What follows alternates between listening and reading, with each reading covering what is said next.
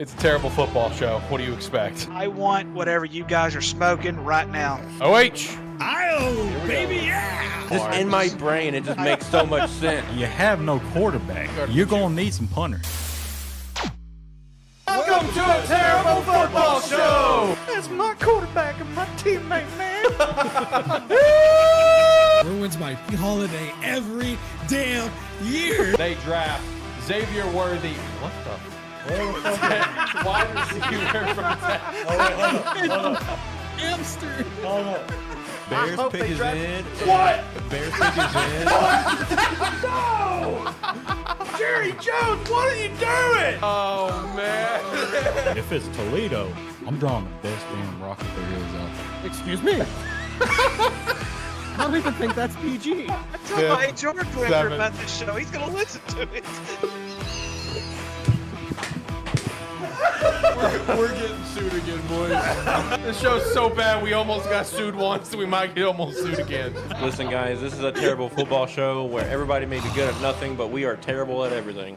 Yeah, he's successful at just giving his terrible opinions, so why can't I? Terrible football show, after all.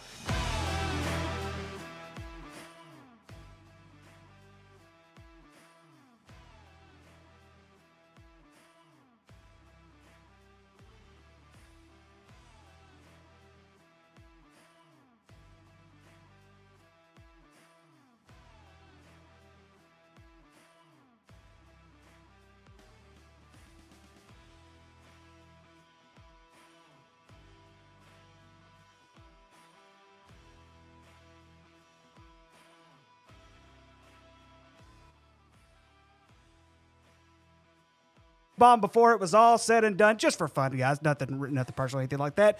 And then I went to Texas Roadhouse. My steak was overdone, and I'm like, Texas Roadhouse needs to do better. And then I'm like, you know what? So do I, because I also forgot my laptop. Do better, Ricky. Here we go. So we're going to do a little bit better. So on the eve of my 37th birthday, I'm going to go around. We're going to start with our usual host, Alex. Alex, what is the most memorable birthday that you have of your entire lifetime?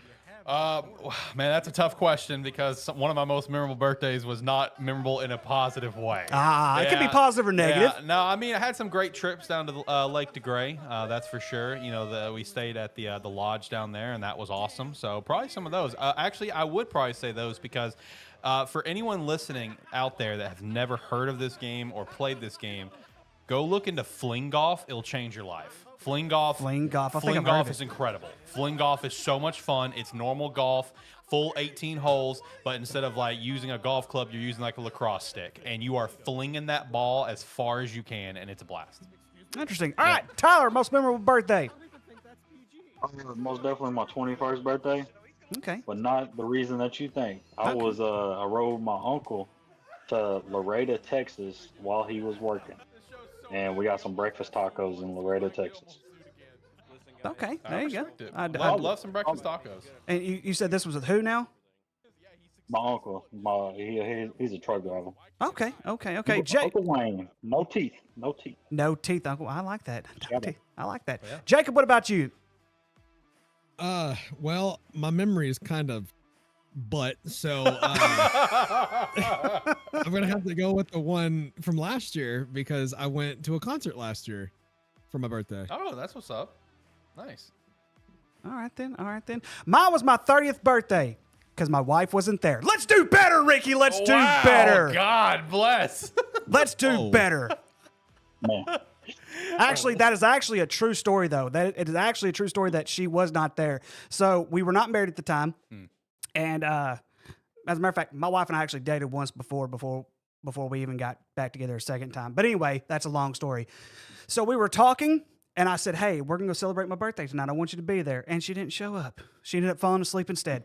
I still remind her about that all the time. But That's so funny. It is. My most memorable one, though, honestly, I think I have a bunch of memorable ones. You know, tomorrow's 37, and this one may triumph.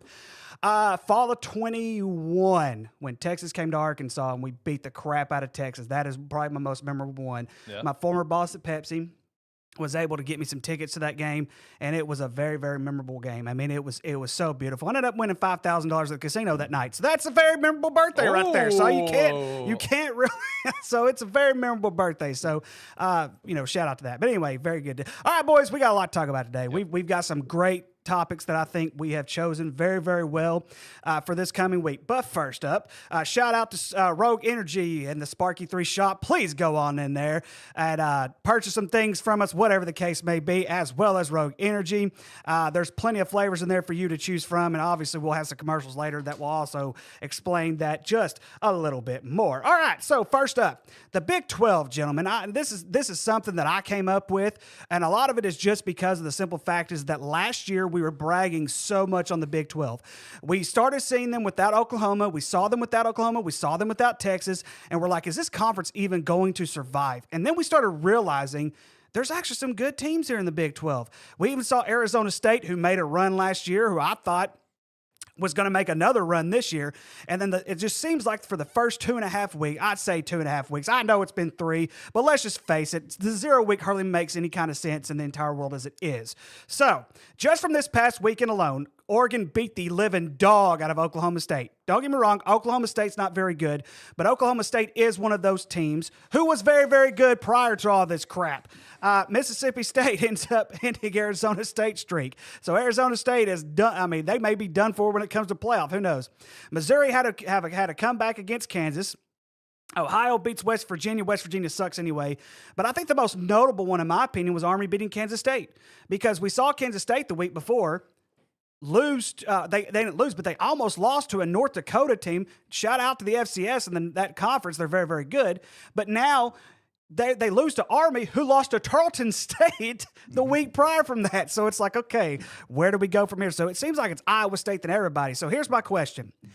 The Big 12, have they lost or are they currently losing their power conference status?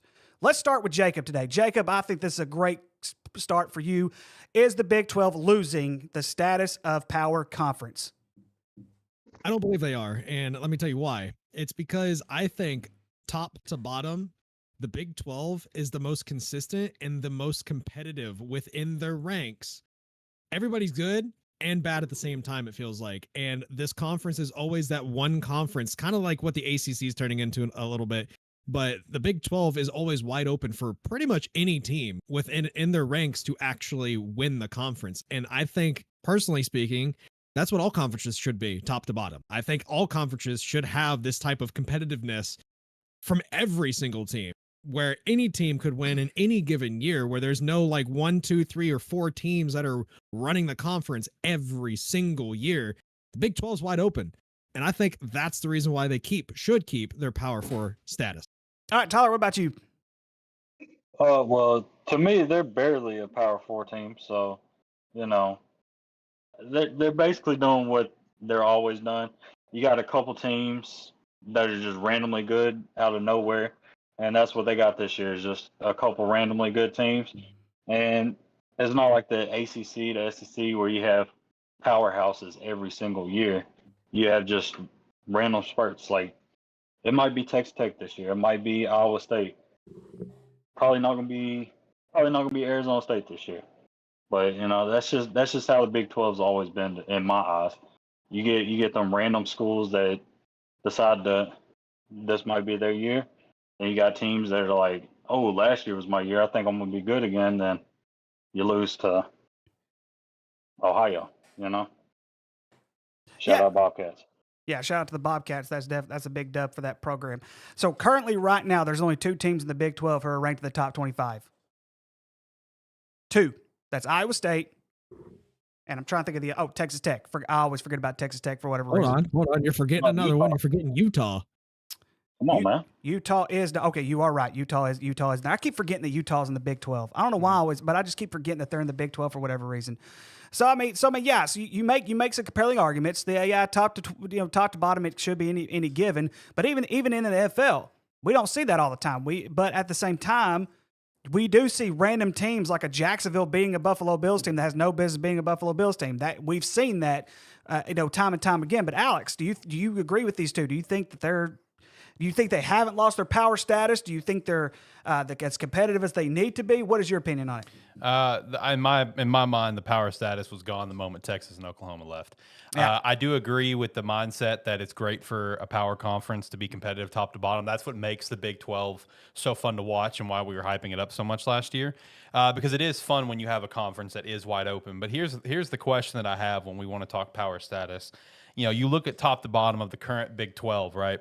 And when was the last time any of these teams won a national championship? That's the question I have. Yep. Now, granted, we've got one team that went to the national championship in the Big 12. Congratulations. You got the shit kicked out of you when you went. But beyond that, the current list of teams that we have in the Big 12, when was the last time any of them won a national championship? Look, guys, at the end of the day, Big 10, SEC, that's the bulk of what you're going to get out of national championship winners, 8 times out of 10, right? The other 2 will probably be an ACC winner. The Big 12, man, it's just not going to really happen. It's Texas. It was Texas and Oklahoma. Those were the ones that were making any sort of noise to try to get there.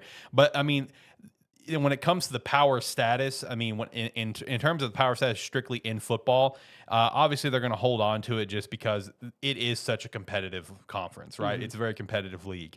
But like, yeah, they're power, but they're like a pseudo power. I mean, they are. It's Big 10 SEC. That's college football. Yeah, I'm kind of on the board with you because whenever Texas, Oklahoma left, there's a reason why they left. There's a big reason why they left.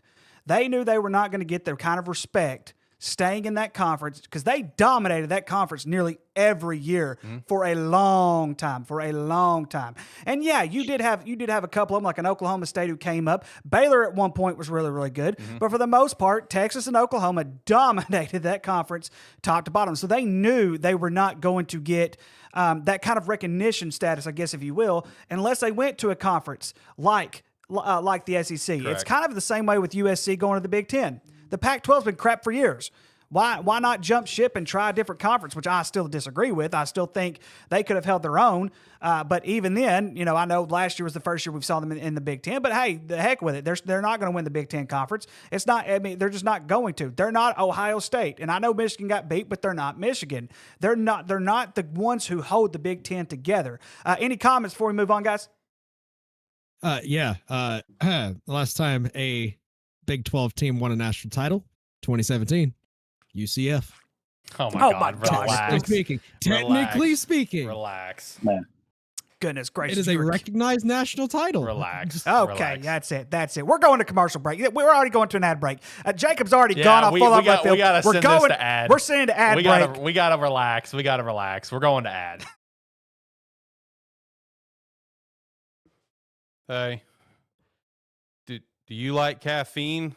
Are you of the age of at least 18? Then maybe check out Rogue Energy. It's really good. Do you need to hydrate more? Then probably want to start with water. But if you want something that tastes good and hydrates you, then try Rogue Hydration.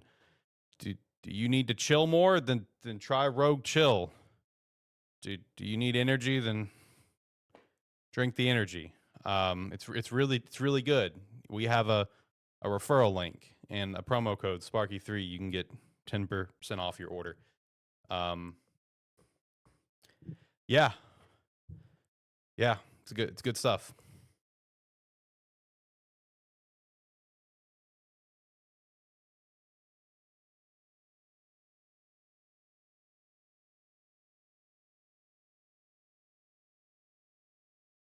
Anyway. Okay. Back.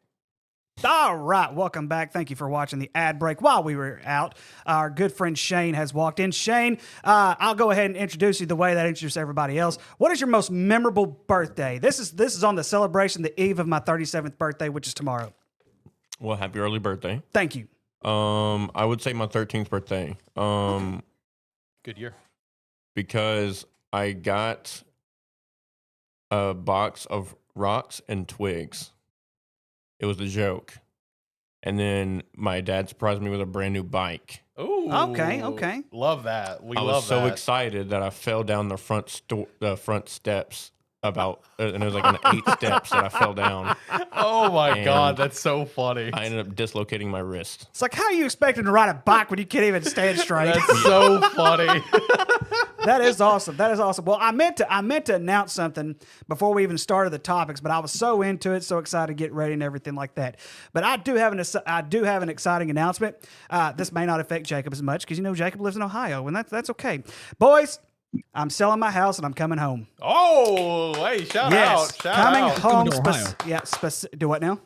To Ohio. Coming To Ohio. Coming home to Ohio. I'm coming back home. I'm going to be at. We found a house in Bauxite. We're gonna rent for a while. Going to sell the house there in Pine Bluff. Come back home. It's a lot of it's just so that way she has a much quicker drive to work. I'm okay with driving 45 minutes to work, but the hour drive for her was starting to really get. And it was just time. We were down there for 3 years. I moved down there strictly for Pepsi. And of course my daughter lives down there still and everything like that. I'm gonna miss being 10 minutes up the road from her, but. But I think it's a good thing. I think it's a good thing coming back home, and I'll be exactly 20 minutes from the studio. So if I don't feel like getting on my deal there at the house, because you never know with Bauxite internet, Facts. there's a possibility you'll see me in the studio just a little bit more. Nice. All right, gentlemen, Congrats. let's get to the second topic as we are in the NFL. Week 1 is wrapped up in the books. Had some very interesting games over the past weekend. We saw Buffalo down 15, come back and win. I went to bed, they were down 15. I'm like, what in the world is this? I hate to bring this up, Alex, but It's all right. It's all right. It's all good. Minnesota with a big comeback. Yeah. I literally, guys, I went to bed so this is no joke. JJ McCarthy throws his pick 6. I go to bed, they're down 17-6. I am getting prepared for the show this morning during my prep period. I'm like, Minnesota won? Yeah. All right. So you guys want to put it in perspective on how quick that was? So believe it or not, my old boss, Jason, called me. Shout out to Jason. He called me. He was like, I am so disappointed in you. And I was like, the worst part, you're going to be really disappointed in me. I forgot they were playing Monday night. That's why I went and did this. So I went to the movies last night to see Weapons. Great movie for the most part. The first half, amazing. Second half, it's a thing. Whenever the movie was finished, because I had the game cast pulled up the entire time. When the movie finished, locked my phone. I go to the movie tavern for all my local guys here, right? So we know how far the movie tavern is from here. Mm-hmm. Closed my phone, drove home. When I got home, it was 27-24, and it was 17-13 when I left. And I was like, what happened in that short drive home? What happened? So that's how it went for me. It was quite the experience, the jarring experience opening back the phone up when I got home after a very short, no traffic drive at 9:30, and that was the score I saw. So it was great. So anyway, goodness gracious. Yep. That just shows you how quick things can change. Things change quick, brother. So there was, like I said, there's a lot to unpack over the first weekend, a lot to go on. So my question for you is, and Shane, you walked in. We'll go ahead and start with you, Shane. Of all the teams who lost over this past weekend, who the least amount can afford an 0-2 start? We're talking college, right? We're talking NFL. Yeah. I mean, to me, it's one of those teams that got, come back on. Because, I mean, you lose like that from, whether it be the Ravens or the Bears. You had that game pretty much wrapped up. Mm-hmm. And you come out week 2, lose or get your butt handed to you. That's a demeanor killer in the locker room. Okay, respect. But Alex, what about you? Who do you think has, of all the NFL teams who lost, who do you think who doesn't need to start 0-2? So obviously, you would think as a vocal Bears fan, I would say the Bears, but I actually violently disagree on that. I've made my stance very clear on this show with NFL predictions, and last week that I thought there'd be growing pains for the first few weeks for Chicago. I've predicted we would split the series with the Vikings. We got the Lions this weekend. If we go 0-2 because we lost the Vikings and Lions in close games, I'm not messed up about it personally. I think the answer to me is very clear, and it's because of how hot that seat was already coming into the year. It's Miami. Miami is already in a dumpster fire of a situation. You know, you go into a team that everyone wrote off with the Indianapolis Colts, except for Tyler because he just loves Danny Dimes so much. Shout out to Danny Dimes, baby. But like, you're not even competitive, and it's like you have a good roster. I think anyone that can look at the Dolphins roster, like, sure, it's not a Super Bowl roster, but it's not a bad roster. You've got star players on that team on the defensive offensive side of the ball. You know, I look at someone like the Dolphins can't start 0-2, especially with the situation. I look at the Dallas Cowboys. Can't start 0-2, especially because it's the Dallas Cowboys. You can't start 0-2. The last one I had was possibly the Houston Texans, but I feel like you could probably give a little leeway on that one because of how weak that division is they're in. But Dallas and Miami, those are two that I look at, man, you can't start 0-2 with either of those situations, but for different situations. Yeah, and speaking of the Dallas Cowboys, Troy Aikman's on crack. He says the Dallas Cowboys are going to win it this year. All right, buddy. I'm serious. He was a subpar quarterback anyway, so it makes sense. Hey, that's disrespect. Anyway, Jacob, get Alex right, please. The team I think that cannot afford to go 0-2 the most is the Chiefs. That's fair. If you look at that division right now, Chargers, Broncos, and Raiders looked pretty damn good. Pretty damn good. And if the Chiefs go 0-2, good luck winning that division. That's all I'm going to say. And they're going to be very lucky to even afford a wild card spot this year if they go 0-2. I don't think this is going to be the Chiefs that we've saw the last couple of years where they start out slow and end up making this miraculous comeback in the second half of the season and winning the division. That's not possible, especially the way the Chargers and Broncos are playing specifically. All right, Tyler, what about you? Well, Jacob took my Chiefs pick, so I'm gonna You're welcome. do what I do best. We'll start taking shots. I think Cleveland Browns. They do not need to start 0-2 because Dion is gonna start calling everybody. He's gonna call ESPN. You're gonna see Shador Sanders on every single thing. You're probably gonna see him at McDonald's. Okay, it's gonna be Shador time everywhere because Cleveland's gonna start 0-2. Okay, I feel like if they beat the Ravens, Ravens are fine. Okay, it's a little embarrassing to lose to the Browns, but yeah, I think the Browns they need that win. Yeah, because it's going to get really really ugly really fast, and you're going to see a lot of Shador time, even more than the draft. Yeah, I don't know. I don't know if they'll do that because Dylan Gabriel's still higher on the depth chart than what he is. But I do see that even if Dylan Gabriel can't turn it around, I do see them trying to give Shador a little bit more of a break there and probably give him a little bit of playing time there. But I like I said, I still see that Dylan Gabriel's going to be the next guy after Joe Flacco. I don't think they're going to get Shador. There's a reason why teams passed on Shador. The biggest thing that Dion and Shador right now, they're just in that regret mode, or they're in that mode of what's that word that I'm trying to think of that's off the top of my head? Denial. They're in that denial mode that he is not as good as what they think he is. He's just not, in my personal opinion, anything like that. Yeah, Jacob took mine too. It's the Chiefs, and the reason why I say the Chiefs, everything that Jacob said is true, 100% true. But look at their schedule. So they lose to Philly this week, which I think they're going to lose to Philly. I know Philly looked rough against Dallas, but I still think coming in hot, you're at home. You're hosting the Chiefs, the team you beat in the Super Bowl. I think they're gonna pull that dub off. Then they'll go to the Giants, win. Then they host Baltimore. They could start 1-3, gentlemen. True. Then you go to Jacksonville. Now I'm not in Jacksonville, as we saw, and I know Carolina, you pissed me off too, but like Jacksonville's not going to be a pushover game. Detroit, they host Detroit. Detroit's pissed off because they lost the Green Bay. They're probably going to start picking up around then. And then you have Vegas, which we don't know how great of a start Vegas is going to get, even though they got that big, even though they got a win over the weekend. We don't know how Vegas is going to be, but they started good. The Commanders at Buffalo, at Denver. Well, like, when does it end? Like, there's not an easy game besides the Giants in the next 8 to 10 weeks. I mean, they cannot start 0-2. And just like I predicted, because of their schedule, I predicted they're not making the playoffs this year. That was my big prediction. They're not making the playoffs this year. Anybody got anything else before we move on? Yeah. I'm putting it down as a prediction now. Chiefs are starting out 0-4. Thank you. By the time they like play it. the Giants, Jackson Dart will be playing, and I believe in Jackson Dart.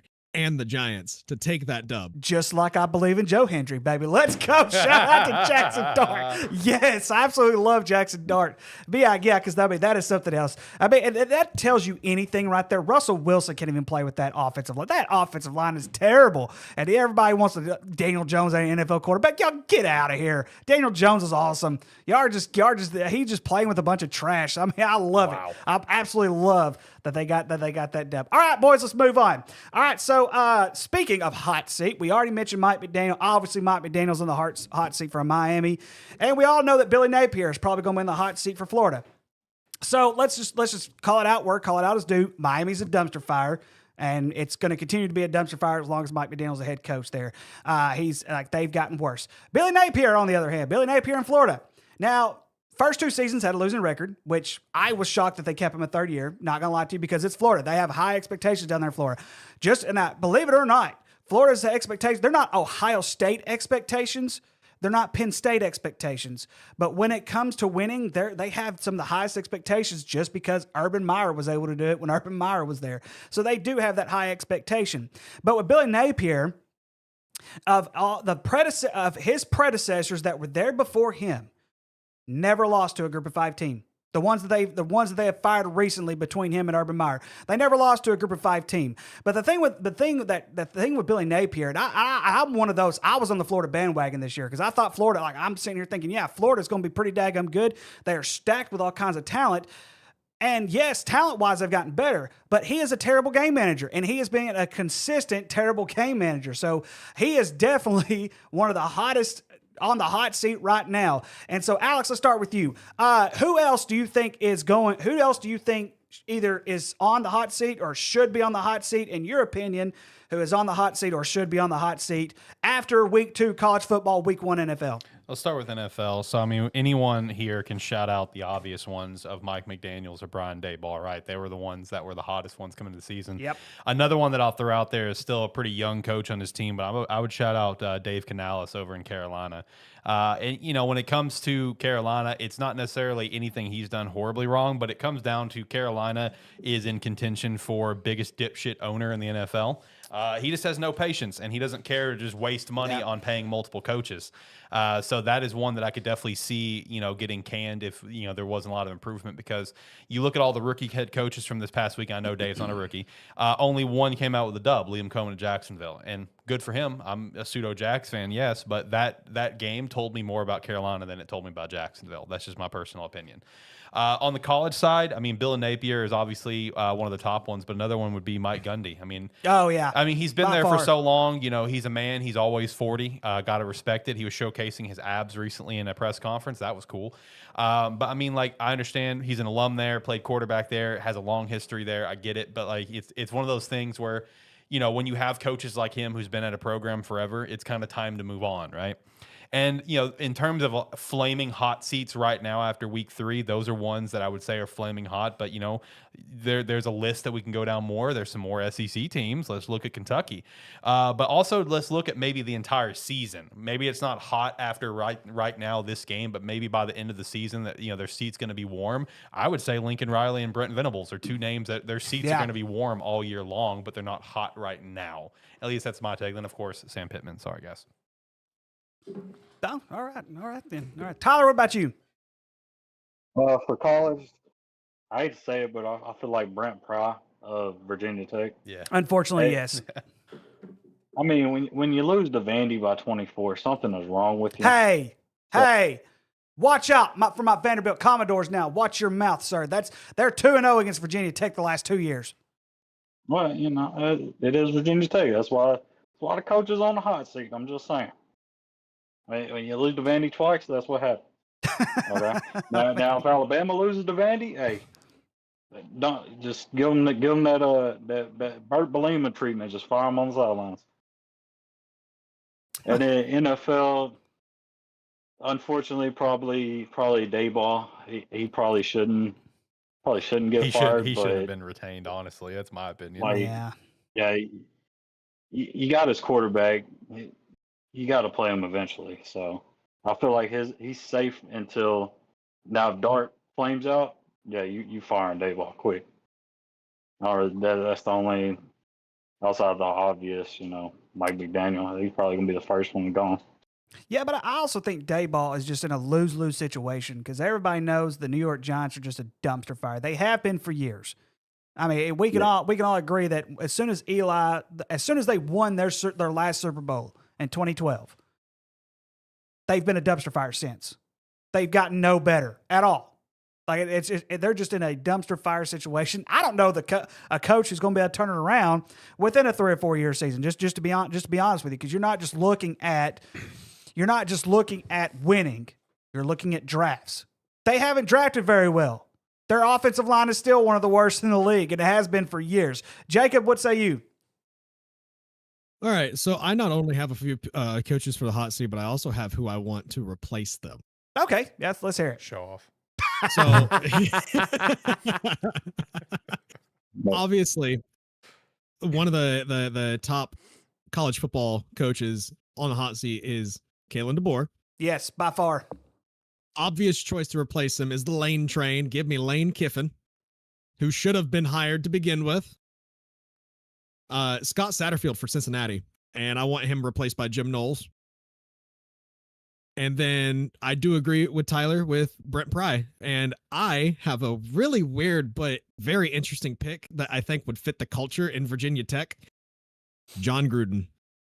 You said that for Arkansas, man. You can't be just switching things up that on me, man. Listen, I didn't expect Virginia Tech to be this shit in the beginning of the season. I did. It's Virginia Tech. They've been terrible for years. Wow.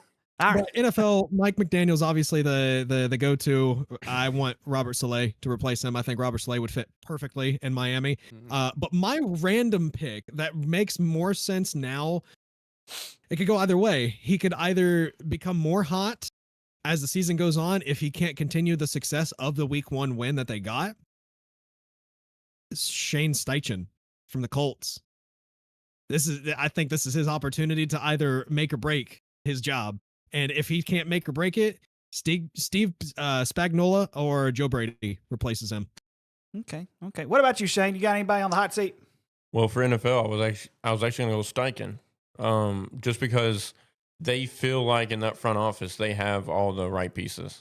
They have what it takes. They are just on the cusp, and that's going to see a trend with me, anyways, with my picks, because I feel like a lot of coaches that are at high prestige colleges or are at these NFL teams that are just known to be good or have kind of like that caliber around them.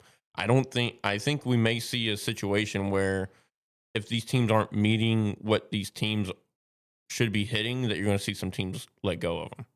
So my other one, unfortunately, was Dallas. Like, look, like y'all were on the back end on the coaching hunt. Y'all sat back and did nothing until the absolute last second to get somebody. If he goes and pulls out a 4 or 5 win season, I can see Jerry pulling him. Like, especially if another coach comes into the mix that's a high caliber coach and more proven. And that's why I'll agree with Jacob with Kalen DeBoer. Like, he's at a high caliber institution in Alabama. You cannot go 6-6. You cannot go 6-7. They will pull him so quickly, and they will spend the money to get somebody over there, whether it's a Lane Kiffin or before the downfall, in my opinion, of Clemson, Dabo Swinney, who's from Alabama. Yeah, but the thing with I don't think Dabo wanted it necessarily, and I think for the same reasons why I think a lot of coaches may have probably been like, you know what, I may not apply for Alabama. I don't think they wanted to be that back burner of trying to fill in a coach like Nick Saban.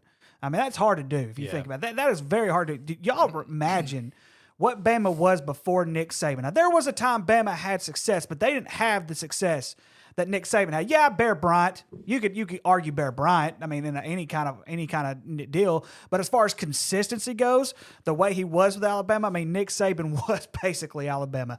All right, let's go ahead and go to another topic before we go to the next ad break. So, topic number 4: is it possible for every college football team to have a super fan? So, for example, in the NFL, it's given due the small number of teams and players that come to those teams that at some point to give them the worst teams a strong name. But what about college? Is it possible for every college to have a super fan? Tyler, this was yours. We're going to let you start with it, Tyler. Tyler, is it possible for every college football team to have super fans? I don't think it is possible because being a Penn State fan, I can't picture a super fan of Penn State like I can LSU. Like you can see an LSU fan, you're like, damn, they really have no life except LSU. Or Arkansas, you see them wearing them pig hats and everything. You're like, damn, all that they just want Arkansas. Like that's all they want. I don't feel like Nebraska. You have like lifers there, not necessarily super fans, but people that have been there so long that you're like, well, this is our life now. You know, you got Tennessee. Tennessee's got super fans.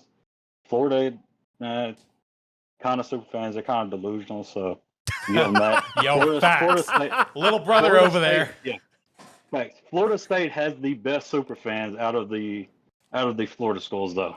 Like you can say what you want, but Florida State does have the super fans in the state of Florida. Miami they're just fans. You know, when you come in and out of prison, man, that's all you got. It's just Miami, Florida. God, dog. Talk about the disrespect. I would also argue, though, Gainesville and Florida, those fans, Tyler, I've met a few of them. They're nuts. Just saying, they're nuts. Yeah, but like outside of the city, how about that? Outside of the town, like I know my boy Jacob is a LSU diehard LSU fan, like, but he's also a sports fan on that. So he's a super fan of LSU, but he's also a sports fan. Arkansas kind of just has straight super fans. Like you go to Arkansas game, it's only Arkansas. They don't care about no stats on any other team except Arkansas. You play Arkansas State, oh, they're dog. You just need a dog walk them out. Don't care about none of the players. You got a player over there laying down for 15 minutes. Why is that wimp sitting down there? Like, Oh my gosh. that's a little extra, okay? Like, that's why I left at halftime, okay? That's why I left at halftime. So first of all, let's get something straight. That is total disrespect to Arkansas State. By the way, total disrespect. Nobody gives nobody cared who won that game the other day. I don't care if you're a super fan or not. It's the state of Arkansas. Nobody cared who won that game. They just wanted to see a good state game, and just so that way we're all on the same page. And I know you're shaking your head at me, but just so we're on the same page, the governor herself has even wrote to the board of trustees. She wants this game every single year, and I agree with it because you look at War Memorial Stadium, it's been garbage for years, and all of a sudden they finally gave us a game we wanted. It wasn't a Power 5 team, but it was a game that we wanted. Shane, I know you're shaking your head. Go ahead. I'll disagree with Tyler, but with the exact reason that he gave. Because I think if you live in your college town, you not only and you're a fan of your team, but you understand that culture. Because typically the team will kind of brand around that.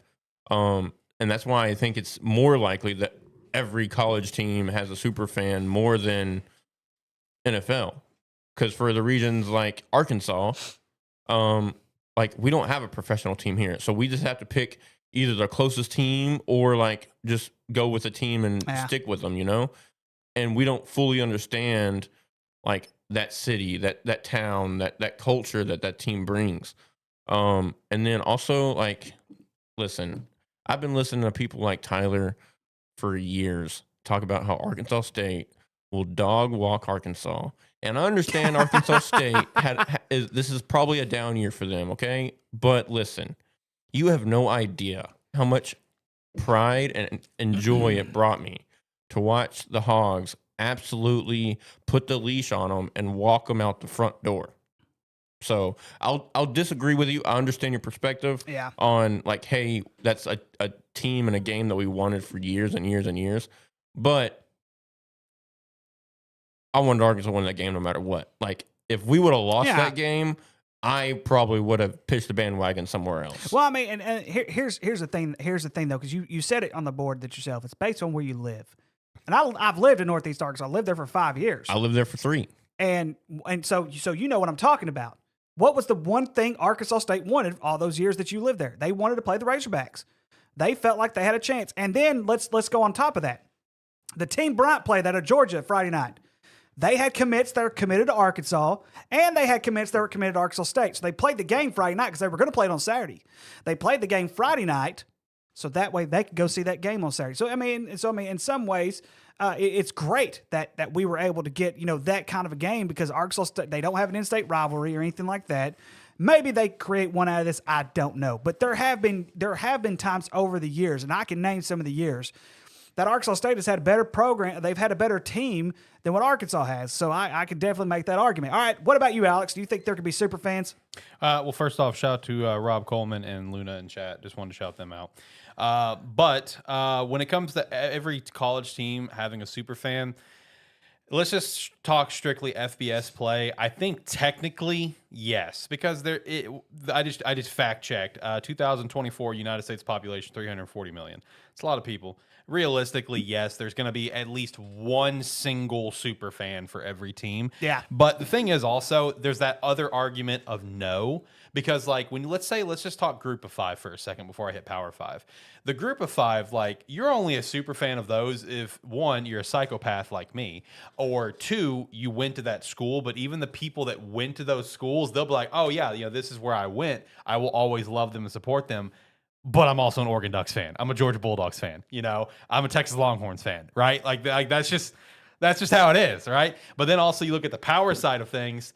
I mean, are we really going to see a super fan for the Rutger Scarlet Knights, for the Syracuse Orange, the Vanderbilt Commodores? Vanderbilt, baby. I became a fan last year. All right, let me keep going down the list. Are we going to see the Maryland Turtles? I know they're the Terrapins. Are we going to see the Minnesota Golden Gophers besides people right in the area? Yep. Like, you're not. But at the same time, like, technically, yes, because there is going to be someone that's going to go to those schools, love the program, love the vibe, love the atmosphere, and they'll always be a super fan. Where it's like, even if it is like an Akron Zips, they'll be like, absolutely, Akron is my number one favorite team, no matter what. So technically, yes, but I also say technically no. Yeah, and I agree with you on that because, like, even here in Arkansas, like Saline County and up north, you're either Arkansas. Most of them's Arkansas. And then you have a few that are Arkansas State, of course, in the northeast part of the state. But then for the most part, it's Arkansas. Anything south of here, they're LSU fans. I've met more LSU fans down there than I have anybody. Now, here in Arkansas, I went to college with guys. They were fans for Florida. Not even from Florida, but they were super fans of Florida.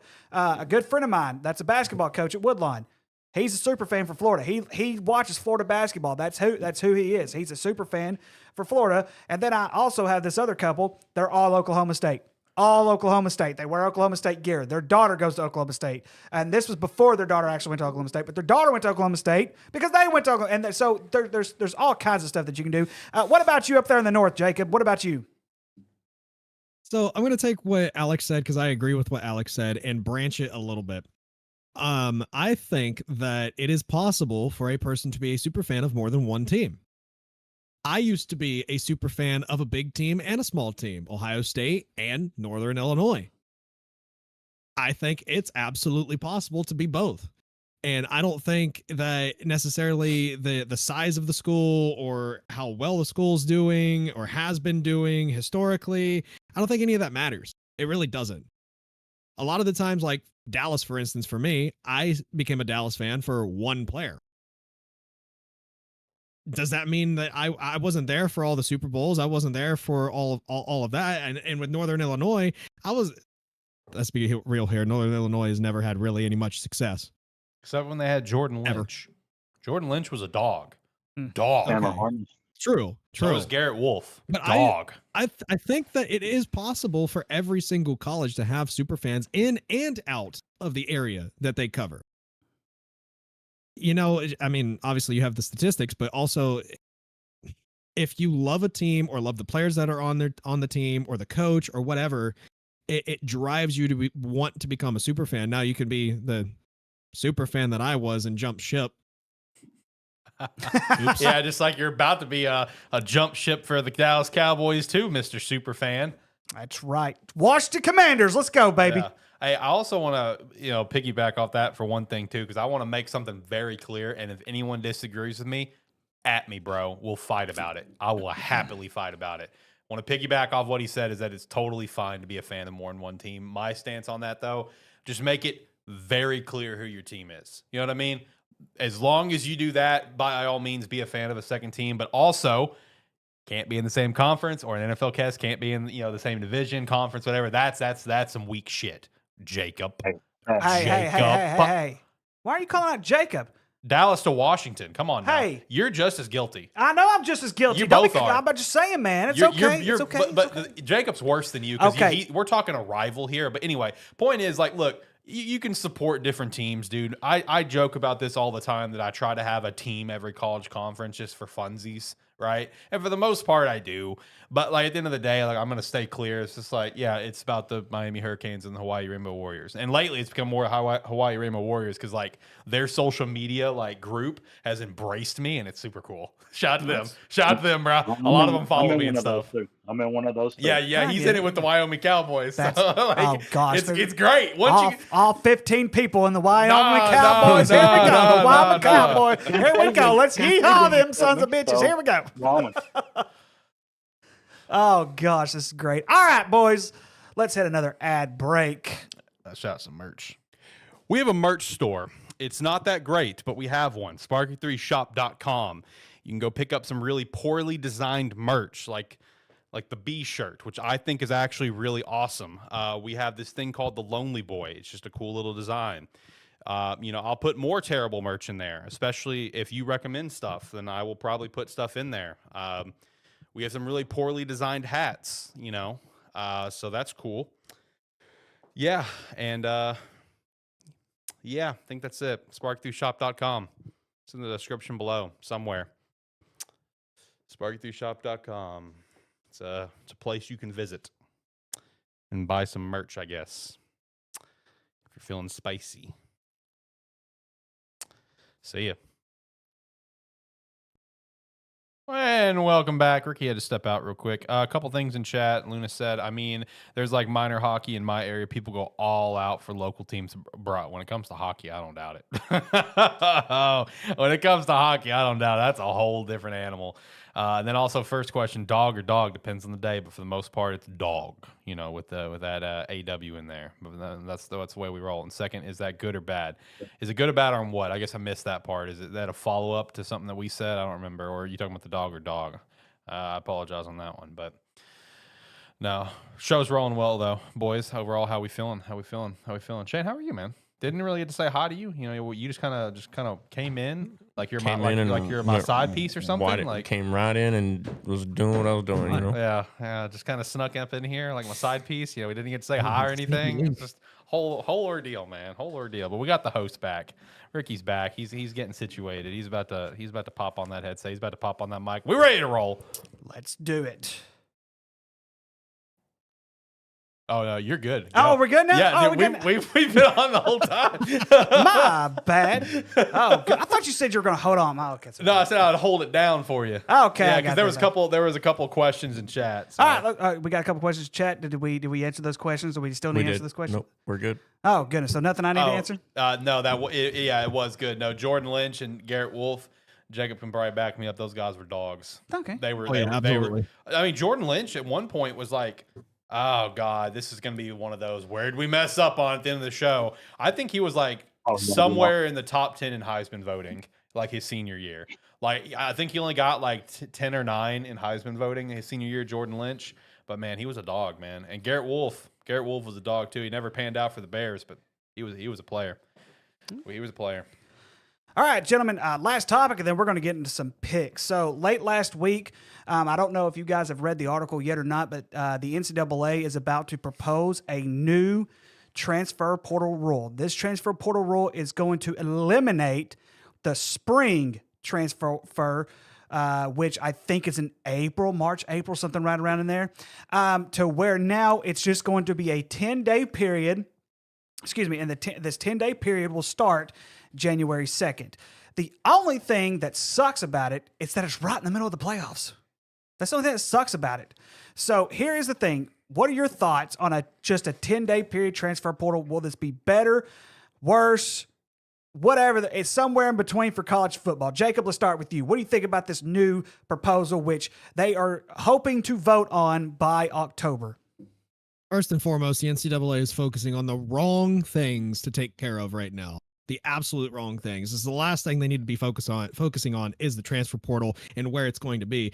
I agree with Ryan Day and the rest of the Big Ten head coaches and in saying, and I quote, I just don't quite understand how teams that are playing in the playoffs are expected to make the decisions and sign their upcoming players while they're still getting ready to play 4 games. Yep. It doesn't make any sense to me. It doesn't at all. Logistically speaking and efficiency speaking, it is the worst window possible for teams to be dealing with the transfer portal. Why are we doing this? Why are we focusing on this when there are plenty of other things the NCAA can be focusing on right now? All right, well, Makes Tyler, no sense. Tyler, do you agree with him? Facts. I mean, we lost our backup quarterback at Penn State because of the transfer portal. Yeah, that's true. Yeah, he had to dip out. During the playoff. So, Okay. I hate it. All right. Shane, what about you? I mean, I think they're on the right path, but they're doing the wrong thing. I like getting rid of the spring period because we saw it from Nico's brother, went through spring training or spring camp, whatever you want to call it, and then he wasn't at a spot where he liked and getting the money that he was getting, so he just dipped. Like, I'm sorry. No, I don't like that personally as a viewer or a used to be football player. But also completely agree with Jacob with everything they said with the 10-day period during the playoffs. That makes absolutely no sense, and my brain can't even comprehend that. All right, Alex, what about you? Yeah, so they're on the right track, which is kind of what we're saying, right? They're on the right track. They're trying to rectify a massive problem. But the issue is that while they're trying to rectify a problem, they're creating a new problem. Because, yes, putting it right in, at the beginning of January when you're still actively in the playoffs for these teams that are going to be losing players as well as trying to attain players is just the worst decision possible. And when it comes to the idea of establishing a period for the transfers, 100% the right play. It just needs to push it back a little bit, push it back after, like maybe a week or two after the Natty or whatever, let everyone kind of settle down and then start to kind of work on things because so we can avoid situations like what happened with Bo over in Penn State where he had to dip out, as well as, putting teams in a bad position that are in the playoffs having to kind of deal with all this transfer stuff. Now, granted, is there workarounds to deal with it if that is the time period? Yeah, you can take a page out of what we're starting to see from a lot of teams where a lot of teams have hired GMs, right? Like let's say Lambeau over in North Carolina, Andrew Luck's the GM in Stanford. So could you hire positions to strictly focus on the portal during the playoff period while all the coaches and everyone is doing their thing? Yeah, but obviously you do that, you have to really trust that person because you're busy with playoff stuff. That would be a Band-Aid fix if this gets passed, because obviously that's not the ideal solution. I'm looking at it from perspective, what if this passes? What can possibly at least put a Band-Aid over it? Because in a crappy situation, but they need to push it back, dude. Because this is shit. Well, yeah, and I think one of the things though, guys, that we also have to really like look at here is that sometimes you have to make a choice between the better of two evils. Yeah. Because the simple fact is this: the majority of teams know who their number one guys are going to be at spring training. So a lot of it is if we get these guys in the transfer portal now, they'll be there for spring training. On the flip side of that, we're also affecting playoff teams just like we did last year. Mm-hmm. So in some ways, I can understand why, you have to have it during that time period because you have to get them to that school. That way they can register for classes because they still have to go to classes, everything like that. True. But the thing that kind of makes it hypocritical for me, guys, is that during the month of December, they can still stay in contact with the recruits, but they're not allowed to have any official visits in the month of December, which I think is kind of crazy to begin with to even have it official during December anyway, considering everything that's going on. So I think what needs to be done is get rid of the winter, maybe open it up in the spring, but you don't necessarily want to do that either, because either way, it's like you said, you're choosing between the better of two evils. So which one would you rather do? Have someone go all the way through spring training and then all of a sudden they want to dip ship and go elsewhere? I mean, so you're basically in a lose-lose situation, because it's not like the NFL where you could say, okay, you're going to be traded. Okay, now you're a free agent. You can go anywhere you want to, and then you can start wherever you want, because that's not necessarily how college football works. Because like I said before, a lot of them are ready to go like after spring training. They know who they're going to start. They know who they already know how they're going to run things for the fall. So I see both ways. I really do here. It's just a terrible situation, and I don't know the perfect fix to it. I really don't, but I do know that it's got to get fixed because it's just terrible. It's absolutely terrible and it's atrocious. I think the best thing to do, get rid of the portal, sign them to contracts if you're going to pay them money through university money, NIL, whatever the case may be, and just get it done and make them, or if they transfer, make them sit out a year again. That's the only thing I know what to do. Right. There's a lot of things in NCAA that needs fixed. Oh, there's a lot. And there's a lot of things that need fixed. All right, boys. Anybody got anything else to shout out before we get to picks? I do just want to add one more thing to that. As far as a fix, anyways, me personally, I think if we get rid of the spring and just have one period of transfer, true, do 14 days instead of 10 days, right? Kind of a manage, and then also put it somewhere between the beginning of February and before spring camp starts. Sometime in March or April or whatever when it is, right? Because at that point, yes, it's going to be harder on the student to get into classes and transfer to the new it'd school. be impossible for them to do that. But also, like, hey, you have no football. Like, if you get in there in early March, February, like, you have no football until spring. So you should be prioritizing catching up on your classes and doing that thing.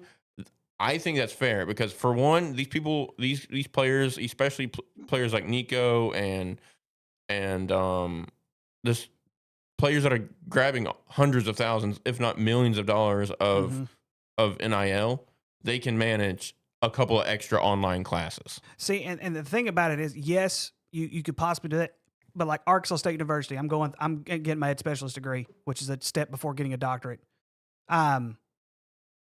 They have 8-week intervals. So I necessarily did not have to take a class right now if I didn't want to. I could have waited till the October class. If universities did that, it would work. But the majority of universities do not do that. They have 16-week intervals of semester. That's their semester class. So if they were to get in there in March or April, they couldn't do it. So they would be missing out on a good chunk. But like I said, it's I don't know how to fix this. There's a lot. The NCAA is a mess as it is. All right, boys, let's get to picks. Go on and turn on some music there, Alex, if you don't mind there. Let's get to some picks. So first off, let's get to the ranked matchups. We got some good ranked matchups, a lot better than the ranked matchups that were last week. The first one, we have number 16, Texas A&M, going to the Fighting Irish of Notre Dame. I don't care who goes first. Give me Notre Dame. Lock it in. Jacob, I see you smiling, buddy. Come on, Jacob. Oh man, these Fighting Irish are weak. Give me the Aggies. Okay, I like it. Tyler, what about you? Well, one of these schools has a movie. Never mind. Give me Texas A&M. I'm swapping my pick. I'm going on Splash right now and changing my pick. And evidently, this movie is trash. It is trash. Give me Texas A&M. There's a Saturday Night Live skit of Celebrity Jeopardy that they did and this reminds me of Tyler. He'll just give you some kind of thing on how it's surrounded by a movie or something to do with Arkansas or something like that. I got to look up the skit and I'll tell you exactly what. Shane, who do you have in this game? I equally hate both of these teams. It's kind of hard. But again, we play both teams, so it doesn't really matter as far as benefiting Arkansas. And I'll go with Texas A&M. Yeah, I'm also going to go with Texas A&M too. I just don't think Notre Dame is near as strong as what they were a year ago. All right, next up, we have University of South Florida, who just came off a big win in Gainesville. They got to go to Miami. Alex, who do you have in this game?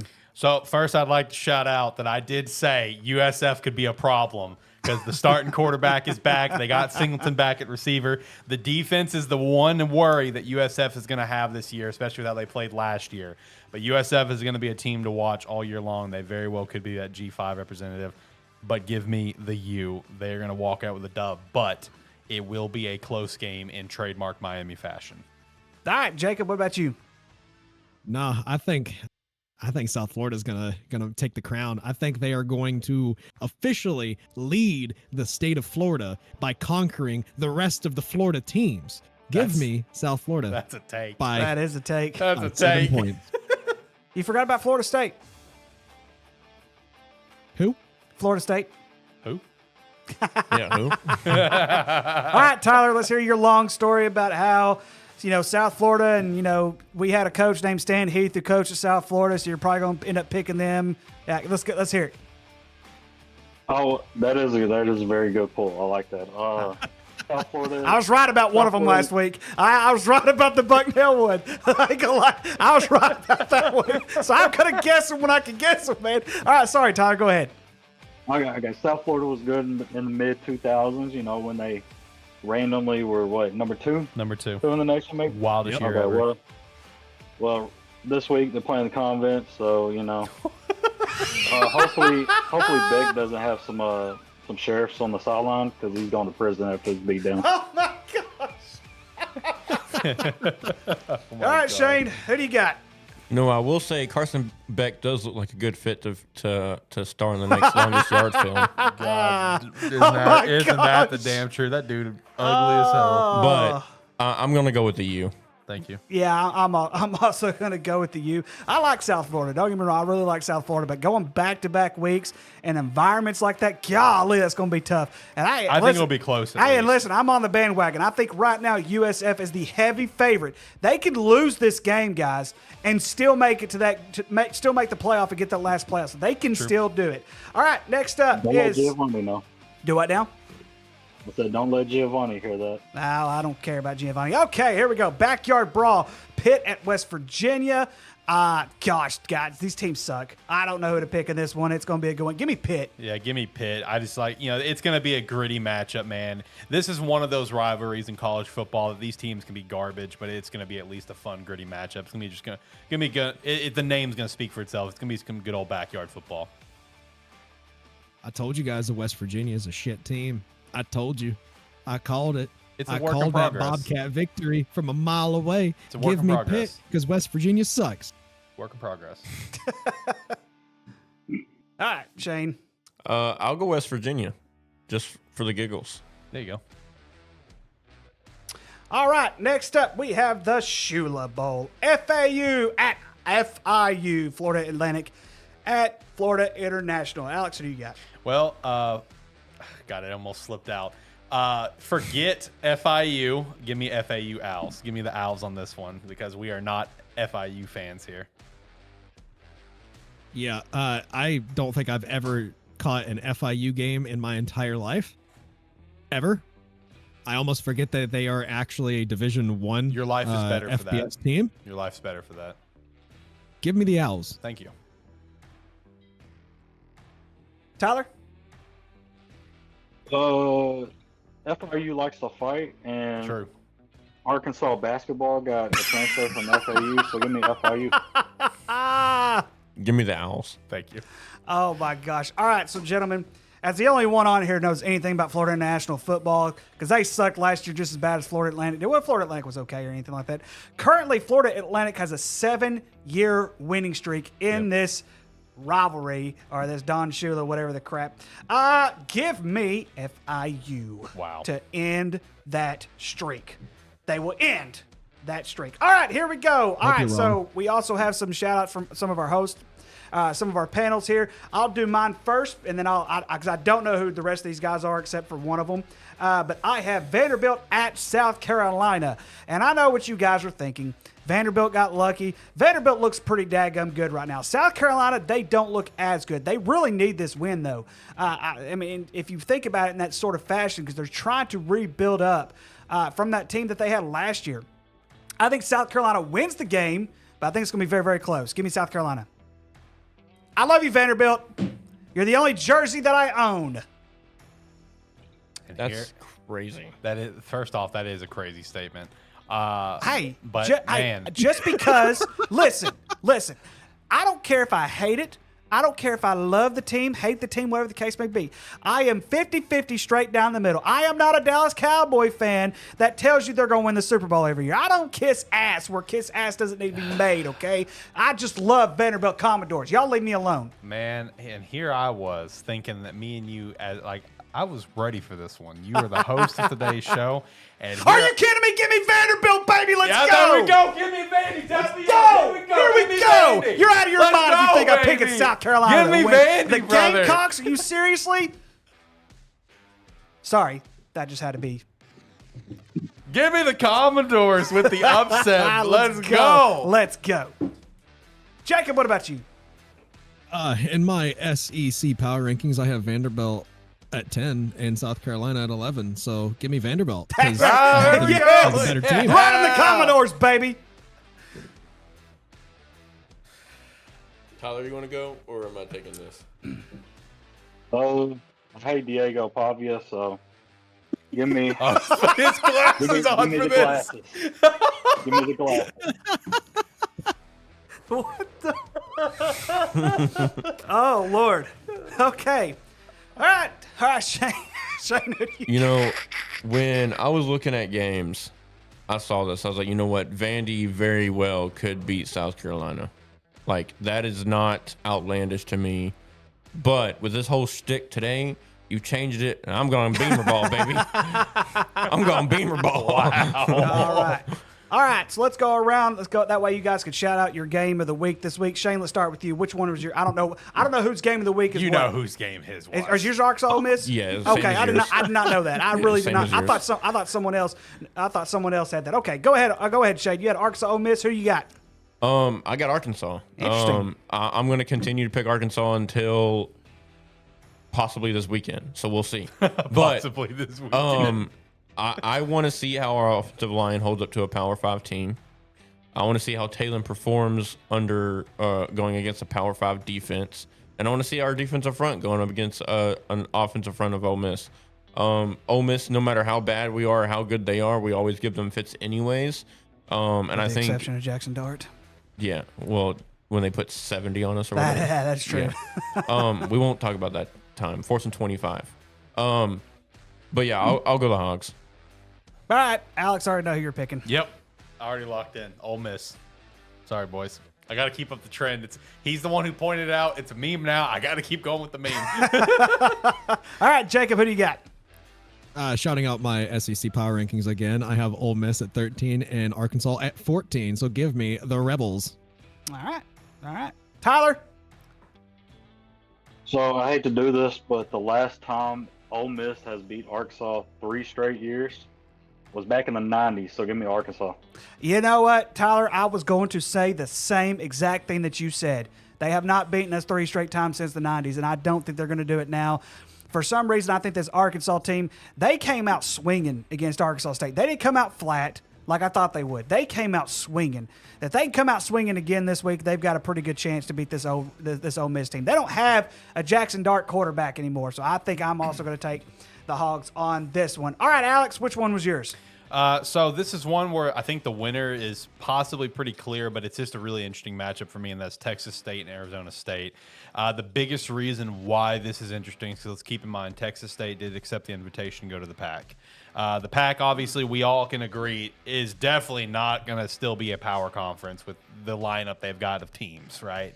All the teams that are going into the PAC, I'm sorry, they don't make up a power conference. But it is still, but in technicality terms of NCAA, they may still view it as a power. So it will be interesting to see if Texas State can at least keep this close. Give me Arizona State, but I'm just looking forward to seeing if they're going to keep it close or not.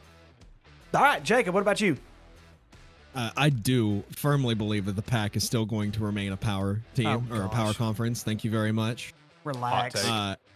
Give me the Bobcats, the There we Sun go. Belt Love winners this year. Love it. Give me the Bobcats.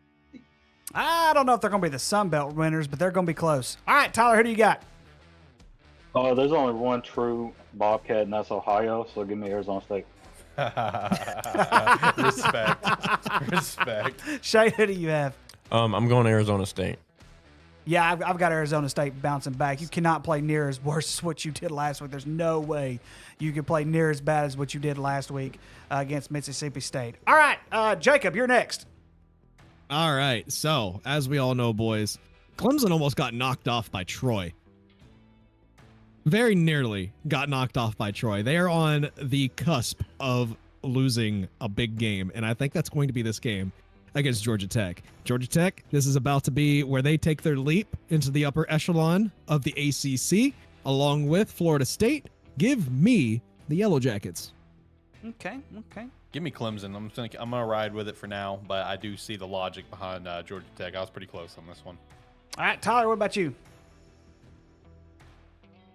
If Sunbelt teams have taught me anything, is if you almost beat a Power 5 school or a Power 4 school, next week they're going to obliterate whoever they play. So give me Clemson. Shane? I agree with Tyler. Give me Clemson.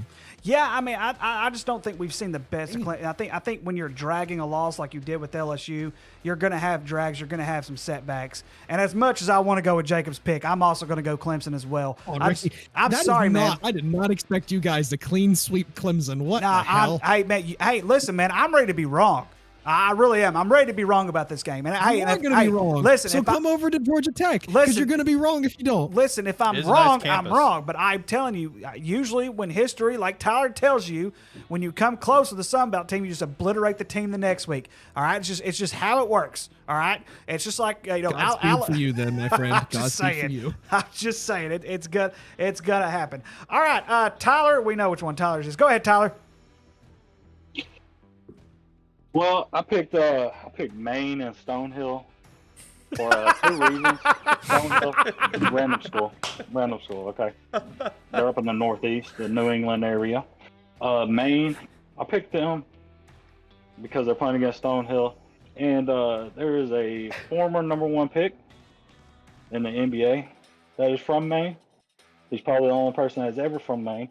So for that reason, give me Stonehill. All right. Alex, I don't know how you followed up on that one.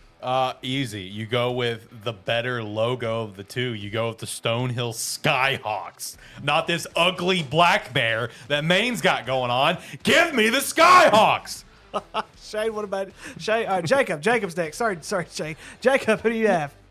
Maine doesn't have that bad of a logo. That logo is ugly, dude. That logo is ugly. It's got the pretty Look, sky I just blue had to with get it. I had to download it recently on College Football 26. It's ugly. I've had to stare at it a little too much recently. It's very ugly. Give me Maine. Eat a dick. Shade. I just want to say this before I make my pick. Tyler is literally the epitome of that meme of don't let them know what you're doing next. Right. But I'm going Maine. Maine's a safe pick. I will agree. Yeah, Tyler is a Pepsi guy, and he's going against Pepsi. You don't go against Pepsi. Pepsi sponsors Maine. Maine, people. Maine is going to win. That should have been probably a terrible game of the week. But anyway. All right, then. Let's go up next. All right, so first we have our FCS game of the week, number 22, North Dakota, who almost beat Kansas State a couple of weeks ago, traveling to Montana. Give me the Grizz. Give me the Grizz. What's the North Dakota mascot? I have no idea. The Eagles or the Hawks or something. Something like that. Don't tell me they're the Eagles. I'm going Montana. Hold on. Let me look up. Fighting Hawks. That's still a 6. All right, well, that's too close to an Eagle. Give me Montana. Just wait till I become a Philadelphia Eagles fan. All right. Alex, what about you? Montana. Give me the Grizz. Oh, that's right. You already said that. My bad. You good. Tyler, let's hear your long story about Montana and how you're related to a bear up there or something. Well, me and Montana, we go back with Montana State. Okay, they're the #5 team in the NAIA. Montana is not the same school, but I do have a country friend singer named Tyler Barham, and he is from Montana, supports the Grizzlies, and North Dakota is a little. The name's a little sus. You might get a little canceled if you say that a little bit too loud. True. So give me Fighting Montana. something else, you know. Mm-hmm. Grip it and rip it. Give me the Grizz. Just kidding. Chris. Moving on from that one. No, we gotta get Tyler's pick. Montana. Yeah, he said Oh, Montana. okay. That's, why I immediately Okay. said, that's why I immediately said my pick. Okay, okay. I did not hear him say Montana. Yeah, thank goodness. I thought you just cut him off. No, I did not hear him say No. Montana. He said Montana, and then you said, let's grip it and rip it. I was so distracted by my joke. Oh gosh, I actually dated someone that lived in Montana at one point. She's from here, but she moved to Montana at one point. I don't. Yeah. Did you grip it? No. Hey, that's why I said dated. No. Gosh, Shane, I was 15. Anyways. No, I wasn't. I was 17. What am I talking about? I was 7. You know what? We're moving on. We're moving on. We are done. What the crap? This PG rating's not going very well so far. I think it went out the door a couple times. Good thing though. There has not been one F-bomb. I came close. I came close. Yep, I know you came close. All right, so here we go. Our FBS game of the week: Georgia at Tennessee. I'm kind of torn between this one, boys. I'm not going to lie to you. Alex, who do you have in this game? Well, the safe pick is Georgia, but in honor of my boss, my old boss, Jason, who will be at this game, give me the Vols because he's from Knoxville. Give me the Vols. Jacob, what about you? I'm going to take Tennessee because I have a sneaky suspicion that their quarterback is going to be in a Heisman Trophy running at the end of the year. Okay. All right, Tyler, what about you? Georgia has won this 8 straight games. Mm-hmm. Chad is a little bit of annoying right now, and some other person is giving him a lot of flack right now. So give me Georgia. All right, Shane, what about you? I'm going Tennessee. Interesting. I really want to ride Tennessee, boys. I worry about that defense. I'm serious. I worry, and I know Georgia doesn't score a lot of points, but the one thing they've got a defense that's going to be able to stop that offense. That's all there is to it. They've got a defense that's going to be able to stop Tennessee. I'm going to take Georgia. All right, our terrible game of the week: Eastern Kentucky at Marshall, who just lost to Missouri State, a newly FBS team. Alex, who do you have in this game?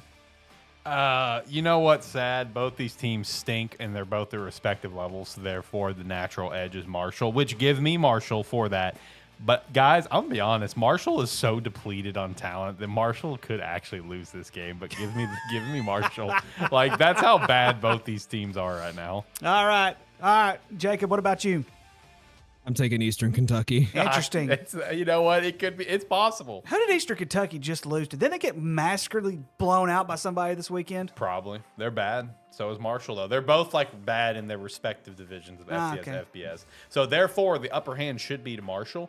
But you never know. Marshall's pretty bad right now. Okay. We are not Marshall. We are not Marshall. No. That sounds like a fantasy football.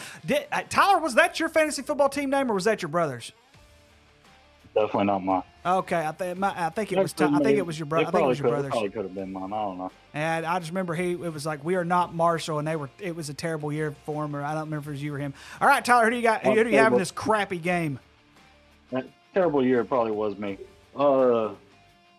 Speaking of football movies, there is a very great movie called We Are Marshall. That one is good. That one is good. That one is good. I appreciate you saying that one's good because the other one y'all hate.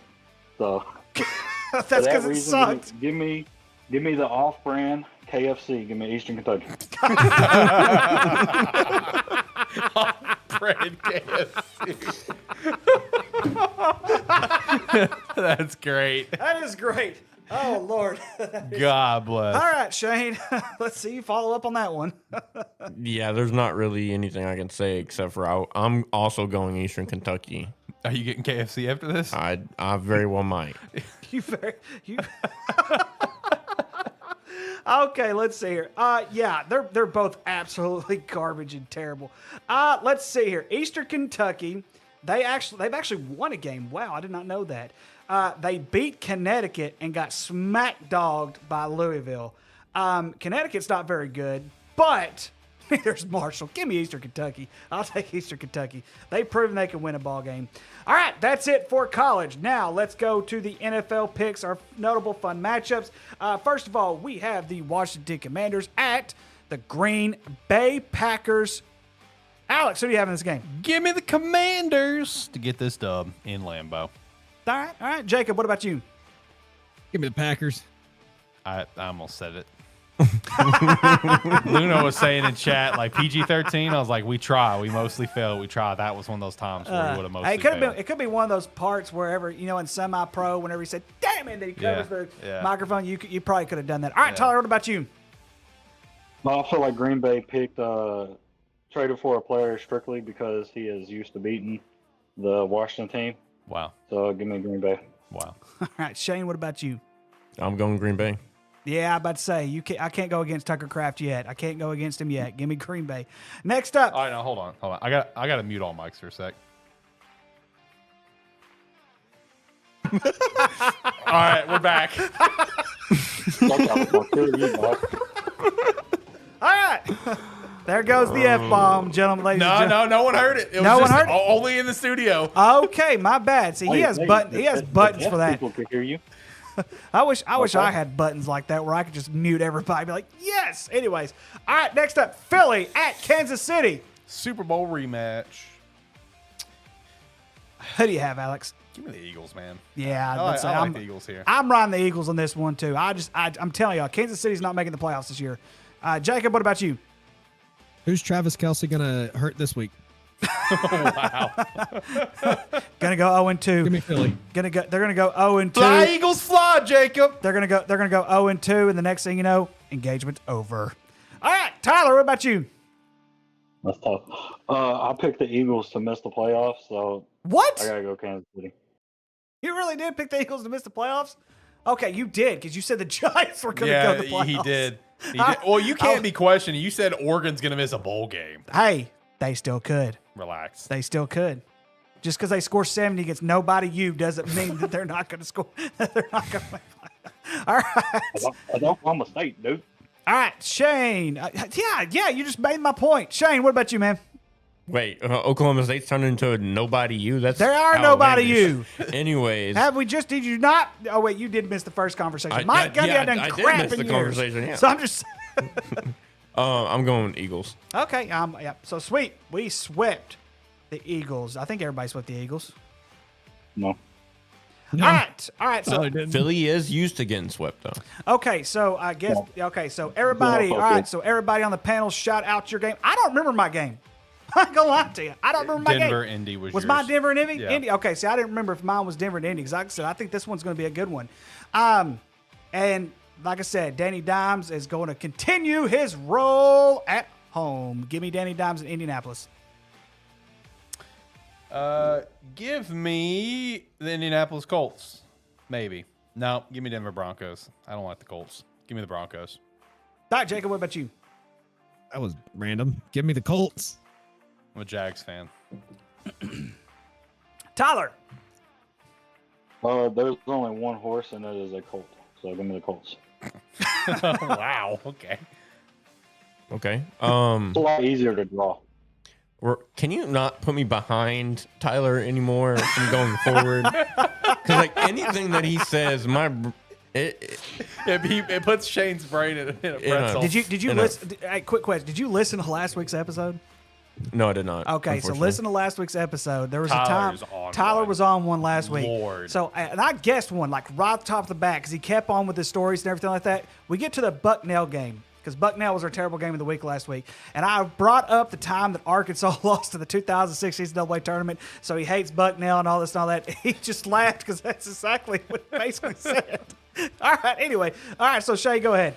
Well, since to my knowledge of animals, a colt is typically a smaller, less than 5'5" horse. So I'm going to Broncos. That's what I was about to say. Tyler, do you not know anything about Colts? Anyways, all right. Dude, it's easier to draw, man. All right, Tyler, shout out your game this week.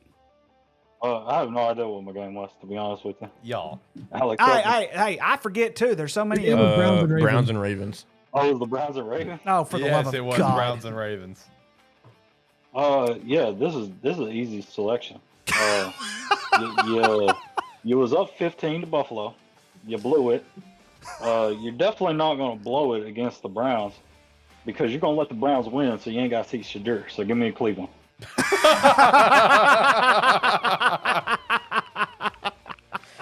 Oh my gosh, that's great. All right, Alex, who do you have? You know what? Give me the Brownies. Jacob. I'm at least somewhat sane. Give me the Ravens. Shane, who do you Yeah, have? give me the Ravens. Yeah, it's the Ravens. It's definitely gonna be the Ravens. All right, Shane, shout out your game this week. Mine is the Jags and Bengals. Okay. This one could be a good one. You know what? Give me Jacksonville. I like what Jacksonville did last week. Offensively, they looked really good. And I understand Carolina sucks, but at the same time, Cincinnati's offensive line is still one of the worst I've ever seen in my entire life. Give me Jacksonville.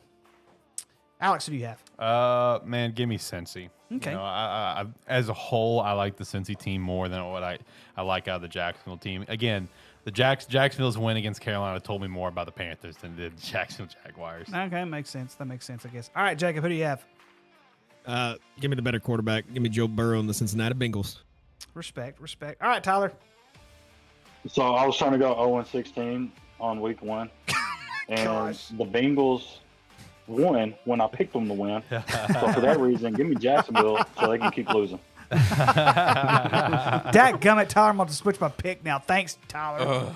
Oh, my goodness gracious. All right, Alex, which one's your game? I've got the Chargers and the Raiders. You Okay. know, we've got Jim Harbaugh and Pete Carroll going back at it once again for the first time since they were at Seattle and San Francisco, which that's going to be really fun to see.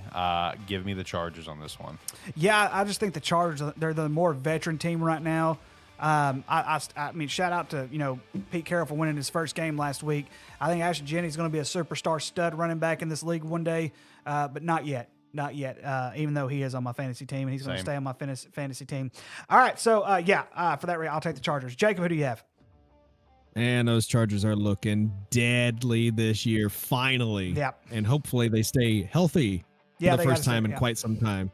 Give me LA. Speaking of healthy, San Fran is about to go down again with a bunch of injuries. Christian McCaffrey is out. There's a possibility. What the heck's wrong with their medical staff? over There's a there? possibility Their that training George staff. Kittle's going to be out. And from my George Kittle just understanding, got placed on the IR. and oh gosh, see, that's terrible. And from my understanding, there's a possibility Brock Purdy could be missed this week. I'm telling you, they have the easiest freaking schedule in the NFL. Dude, they have the worst training staff over in They San they have Francisco. to. Like, It's this is terrible. every freaking year. They have to. It's terrible. All right, Shane, who do you have? I'm not making you go behind Tyler right now. I've got the Chargers. Okay, Tyler. I didn't pick neither one of these teams last week, and they're both. I do not have a Chargers mini helmet, and my Raiders one is pretty fire. But I have Omari on fantasy team, so give me the Chargers. Well, he's getting at least one. He ain't going over this week. He's getting at least one win. All right, Jacob, which one was your game? My game was Atlanta and Minnesota. All right, who do you have in that game? So going into picking this game, Monday Night Football did not happen yet. So Minnesota very well shocked me a little bit. I understand it's the Bears. It's not even the Bears anymore. It's just the Bears. The Bears. Relax. No problem. Give me the Vikings in a very close back and forth game. Give me the Vikings as well. Okay, Shane, what about you? I was back and forth too, but it's honestly on how the two quarterbacks performed week 1. True. But I'm still going to stick with Minnesota. I think they still got the better all-around team. All right, Tyler, what about you? So I picked the Falcons to beat Tampa and Omega X Bucka, and he did his work. So for that reason, give me Atlanta again. Okay. All right, yeah, I mean, this one's kind of tough for me too because, we did see what Minnesota did last night. Shout out to the Bears. I thought the Bears played awesome until they started putting more pressure, until Minnesota started putting pressure on Caleb Williams. And I think Caleb Williams, that's what, a second, third head coach already. Second. And then he's gone through offensive coordinators like anything right now. So I mean, it's going to be tough for him this year maybe, and we'll see. But there's a few things that he definitely needs to work on. You don't have near the film right now on JJ McCarthy, other than the time that he was playing at Michigan, and he's still trying to get his feet wet in the water there at Minnesota. But I trust Minnesota to win this game more than I do Atlanta, so I will take Minnesota. And then our NFL game of the week, the Tampa Bay Buccaneers going to Houston. Another team, the Houston Texans, another team who cannot afford to go 0-2. Therefore, I will take the Texans. Give me Tampa, man. I love Baker Mayfield. I love what this team's doing. I loved what they did last year. I think it's going to continue this year. Give me the Bucks. All right, Tyler, what about you? One of these teams has the goat on it. I'm gonna go with the other one. I'm gonna go with Tampa. There you go. All right, Jacob. Baker Mayfield is a dog. Their running game is ass, but give me True. Tampa. Shane, what about you? I agree. Tampa Bay. Baker's a star in this league, whether you think it or not. If they get a running game, they could be up in conversation for the NFC. Okay. And also shout out to Baker Mayfield. At one point, he was going to try to pursue a career in competitive Halo 3. That is hilarious. Dog. I Dog. didn't know that was a thing. Oh yeah. Yeah. Oh yeah. A competitive Halo 3. There's Hey. competitive for almost every single. I figured there would. I mean, every video they game. do have esports now as far as an elective goes. They basically consider athletics, which is Dude, I hilarious. play competitive Halo 3. MLG Man, y'all- GameBattles.com. I'm gonna tell y'all right Yes, sir. now. I'm gonna tell y'all why I stopped playing Halo. Because I could shoot someone 5,000 times, they never die. They shoot me once, bam, dead. So I stopped playing Halo 3. They Skill cheat. issue. They cheat. No, they Yep, cheat. skill issue. Skill issue. They Skill issue. cheat. Skill issue. Goodness Dun, dun, gracious, dun. y'all cheat at that, guy. That's what it is. Skill Y'all issue. cheat. You're really Y'all showing your cheat like age the there, flake Ricky. game. I do it. I know, man. Hey, that's how it was back in the day. Back in the day. Shout out to Halo 3, bro. Shout out to Halo 3, yeah, but that's what it was like in like when I was a freshman in college. Like that's what we did. We played Halo on landline. We used to go in the back LAN of the parties. LAN parties. We had online internet, which the Wi-Fi actually really sucked compared to probably what it is right now. But yeah, we did all that kind of stuff back then. Even had tournaments. All right, Tyler, did we get anything wrong today? Yeah, Jordan Lynch. He finished third in Heisman Oh, Yes. okay. That's pretty legit, though. with 41st place votes.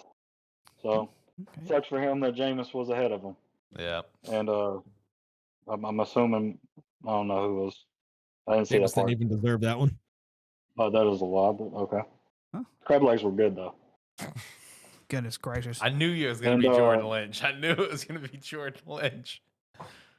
And there was another mess up. I don't know if it was me or if it was Ricky because he's a teacher here.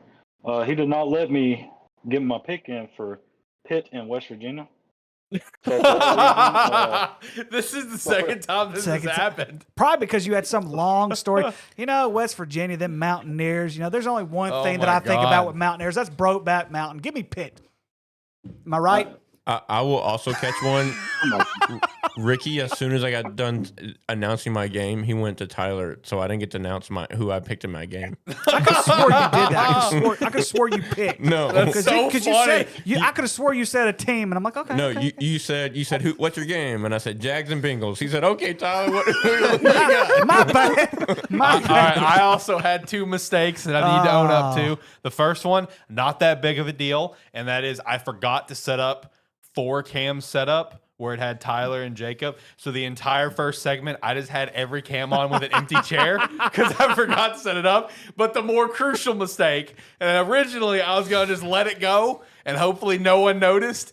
Luna noticed in chat, and I said, don't tell Ricky, please. We were muted for like the first 30 seconds of the show. Oh like my the gosh. first 30 seconds of the intro, we were muted. My bad. By the way, the first 30 it only seconds like was 30 Welcome to a Terrible Football Show, episode 131 Yeah. on the eve of my 37th birthday. Yeah, So my there you bad. go. There's your 30 seconds right there. My bad. There's your 30 my seconds. Bad. My bad. I mean, the audio version will be correct. I'm going to have to export for the first time in like a year. My bad. Say, hey, that's good. That's a good rating That's right a good there. rating. Yeah, Hey. one time in a year where I got to export this thing to get the actual audio. But remember, the whole motto for this year is do better, and we just Yeah, got do better. to do better every Do week. better. Do All right, better. Shane, what's for dinner this week? Any shout outs? Today, I have no idea. I'm gonna find out when I get KFC. home. It's got to be after that. Alex, what about you, man? Probably fish and rice tonight, which I'm pretty Okay, excited okay. for. It's one of my favorite meals. Some All right. salmon, some rice, and put it in a bowl. It's delicious. All right, Tyler, what about you? I had some Sonic earlier, and I'm gonna take West Virginia. Over Pitt. He's taking Brokeback Mountain, ladies and gentlemen. All right, Jacob, what about you? I already had dinner, but I am no longer jumping ship from Dallas. Okay. You're jumping to the Eagles. I'm staying and firmly planting my feet where they be. Okay. So you hate yourself. Correct. That's okay. Okay. Yeah, me too. That's okay. That's All right, okay. Yeah. we'll that's- revisit this come the off season. Yeah, I got you. Yeah, we'll check in on. Because this. once I switch to become a Commanders fan with Ricky, we'll bring you over. Jacob's also a Commanders fan too. We'll bring you over full time. Not Full anymore. time. Full time. Not anymore. You changed your mind between I now went- and 30 seconds jumped- ago. I slightly jumped ship to the Commanders just to have Terry McLaurin bow out. Okay, that makes sense. That makes sense. Okay, I guess. That was quick for you. That was quick. Yeah. Paper fan almost. It was mind games. It worked. Yeah, you lost Michael Parsons in the process.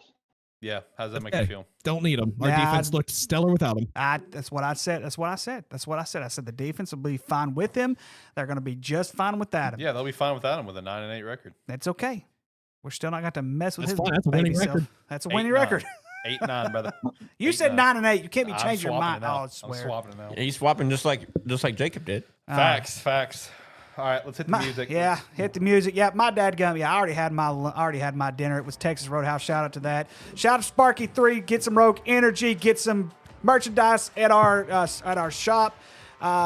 Anything else, gentlemen? Before we get out of here, any shout outs? You guys got anything? Anything we want to shout? Scream from the rooftops? Dive. Anything? Yes.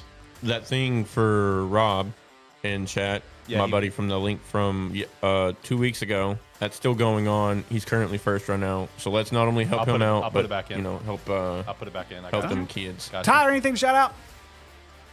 Yeah, Montana Tech is playing Rocky Mountain football, Shout out. and if you're not seeing Rocky Mountain's roster, just go check it out. You'll see Indiana Jones, all types of people up in there.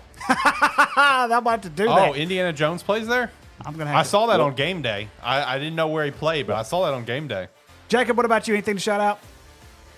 Yeah, my power rankings. Join the Discord. Yes. Go I check out yeah, my yeah. power rankings and the Yes. official ATFS top 25 for college football. Absolutely. And Yep. I actually liked a lot of it. There's some I could have nitpicked, but I'm like, you know what? It's week 2, and we're here to do better. Yeah. So I'm not nitpicking it yet. Let's wait till after week 5, Right, week 6, right. you know, something like that. Alex, what about you? Anything to shout out? Yeah, absolutely. Join the Discord. Yeah. Come check out the rankings. You will notice that when you come in and join and check out the rankings, you can't comment in those. That's because those are for Jacob to just post his rankings and maybe us argue about it just so everyone can see. But yeah, come check out the rankings. The new thing we want to start doing. See how it goes. It's going to be kind of a pilot year. Maybe in the future we can try to get everyone involved on it where we can kind of vote 3-2 kind of thing on how things go. But for now, we'll let Jacob handle it for the true power rankings of college football. As well as make sure to check out the Patreon if you want to support us further. We'd appreciate that extra support. And check out the Rogue Energy with the referral link down below. Promo code Spark3 to get 10% off. And then go over to spark3shop.com right now and buy some merch as well as check out everything else in the description like Shane's buddy Rob, and go check out that link, and we'd appreciate that. It's for the kids. That's right, it's for the kids. We love to That's see it. We love to see absolutely. it. Love to see it. Absolutely. And the last shout out, of course, shout out to Ricky. Happy birthday, and good job Thank you. hosting the show. I appreciate that. Good job hosting the show. Here we go, boys. Here we go. I appreciate y'all allowing me. Yeah, like I said, I wanted to do it the week after the Arkansas State games. That was a very great success there at War Memorial. But I also wanted to do it on the eve of my birthday. You know, I think being here 37 years, God's blessed me with a great life. I'm blessed with 4 people here that I can talk football with, talk all kinds of crap to, and I just enjoy my time being here, and I love you guys. I cannot wait to move back home to Saline County because we're going to keep on killing it. Going to keep on killing the show. That's it for tonight. Thank you for watching Turbo Football Show. Good night, everybody. Bye.